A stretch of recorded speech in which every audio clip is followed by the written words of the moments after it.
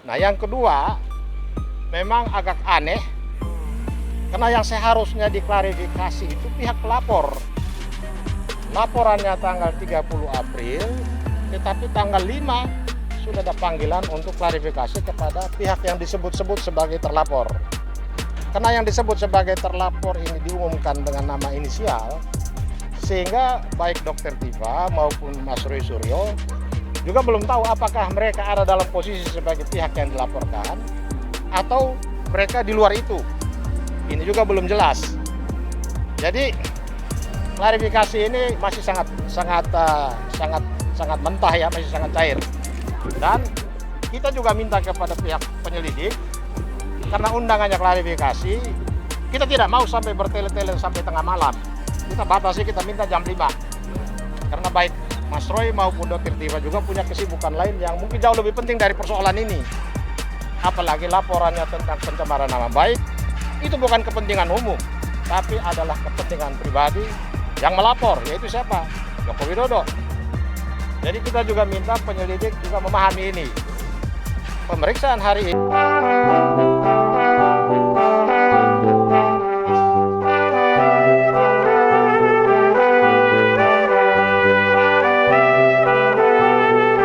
Assalamualaikum warahmatullahi wabarakatuh. Rekan-rekan media sekalian, terima kasih atas kehadirannya. Hari ini kami ingin menyampaikan perkembangan pemeriksaan klien kami hari ini yang diperiksa hari Kamis tanggal 15 Mei 2025 adalah Dr. Roy Suryo dan Dr. Tifa yang tadi sudah kami antar masuk. Dan untuk keterangan lebih lanjut di dalam terjadi apa, saya mohonkan Bang Petrus Celestinus selaku koordinator litigasi dalam tim yang kami bentuk, namanya Tim Advokasi Anti Kriminalisasi Akademisi dan Aktivis. Mohon Bang Petrus untuk disampaikan perkembangan tadi di dalam, Bang, di pemeriksaan. Ya, terima kasih. Tadi tepat pukul 10 kami mendampingi Mas Roy Suryo dan Ibu Dr. Tifa sebagai yang diundang oleh pihak Polda Metro Jaya untuk klarifikasi. Dan pada saat ini baik Mas Roy Suryo maupun Dr. Tifa sudah ada di ruangan penyelidik ya, yang Roy Suryo di unit 1 sedangkan Dr. Tifa di unit 4. Mas Roy Suryo didampingi oleh penasihat hukum Pak Samsyar, sedangkan Dr. Tifa didampingi oleh penasihat hukum Pak Herman Kadir.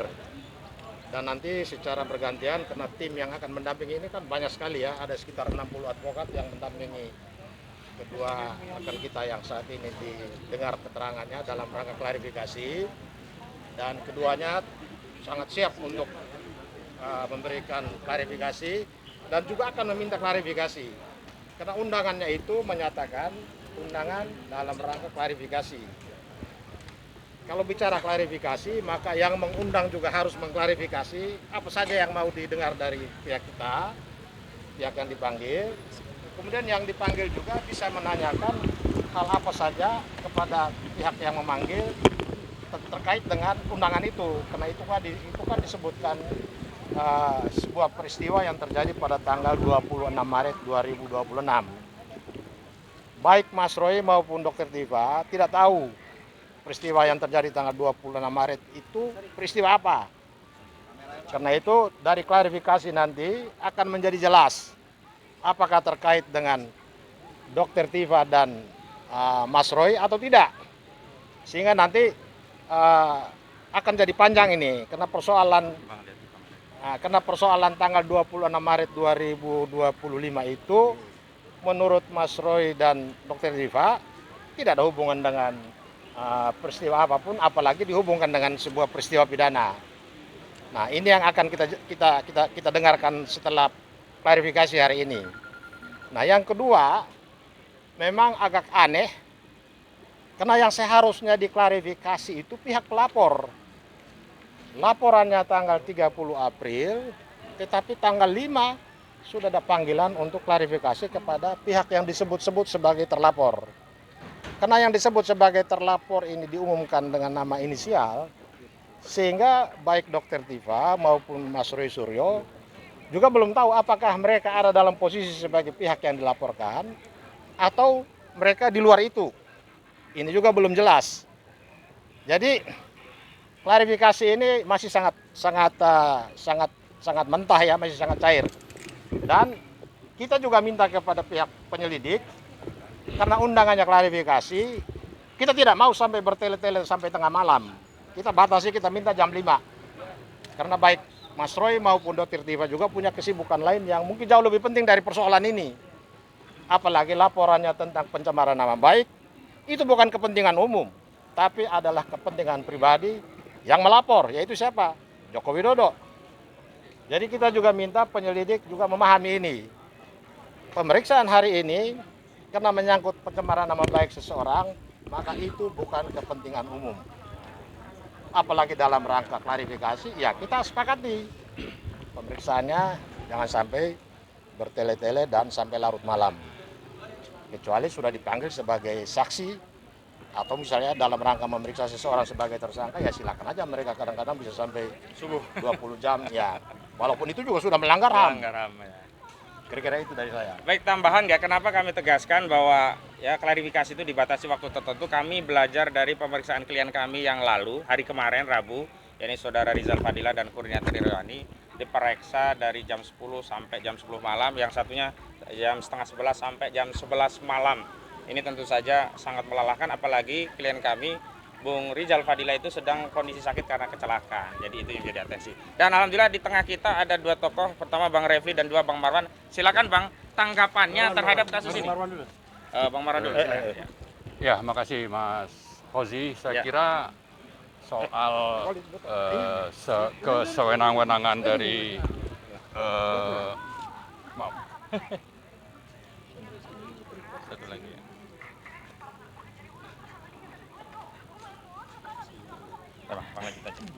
Ya, jadi sikap dari Polri ini sangat pantas kita pertanyakan ya, karena saya kira yang lebih dulu melaporkan itu adalah teman-teman TPUA ke Polri, Bareskrim. Itu tidak jelas, tapi ini yang datang tanggal 30 April namanya Joko Widodo, bukan presiden lagi, ini kok langsung cepat diproses.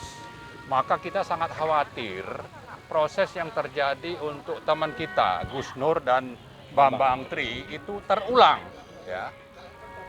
Kenapa? Karena memang kasus yang kita gugat itu adalah tentang keaslian atau kebenaran dari ijazah Joko Widodo, dan itu tidak pernah terjadi pembuktian di pengadilan, tapi yang menggugat justru dihukum 6 tahun.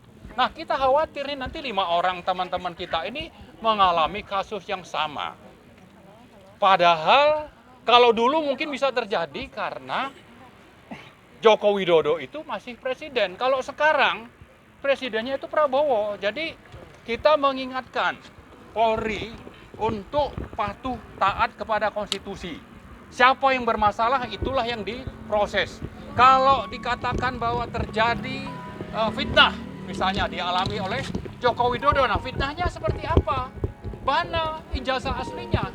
Kalau ijazahnya tidak jelas, lalu mengaku-ngaku difitnah, sementara teman-teman 5 orang ini minimal ya, ada yang lain sebetulnya, Pak Abraham Samad juga sebetulnya termasuk yang akan dipanggil katanya, menurut beliau ini. Nah, buktikan dulu ijazahnya memang asli, lalu setelah itu silakan kalau ini disebutkan sebagai fitnah. Jangan yang dilakukan sebaliknya. Nah, karena itu kita sangat mengkhawatirkan polisi ini bekerja bukan atas dasar kepentingan negara, kepentingan rakyat, dan kepentingan kebenaran, ya, tetapi bekerja untuk kepentingan Joko Widodo. Itu satu hal.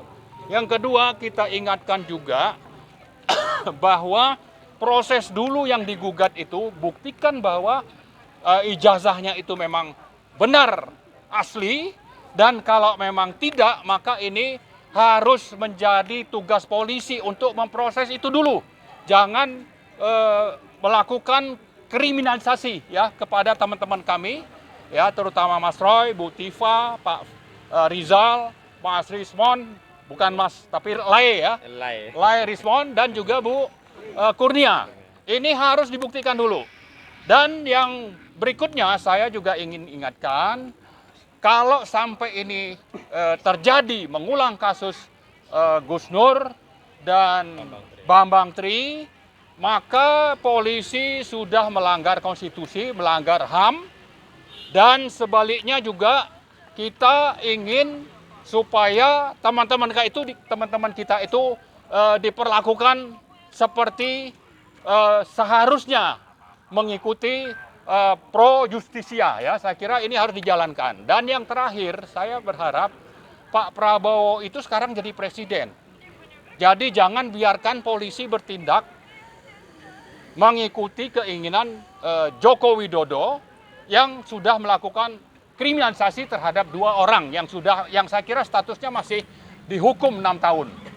Ya, memang sudah lepas sementara tapi belum tuntas. PB ya. Ya, ini saya kira jangan diulang, jangan dibiarkan seperti ini, dan ini adalah tugas Pak Prabowo. Ingat, Anda tanggal 20 Oktober itu sudah bersumpah.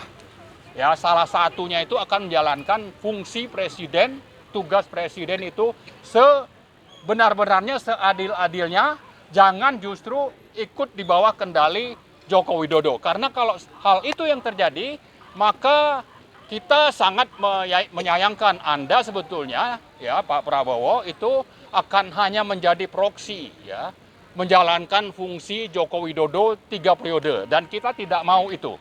Ya, buktikan bahwa polisi ada di bawah kendali Anda, jangan mengikuti agenda dari Prabowo untuk nanti Jokowi untuk nanti menangkap teman-teman kami tadi. Saya kira itu mungkin. Makasih. Langsung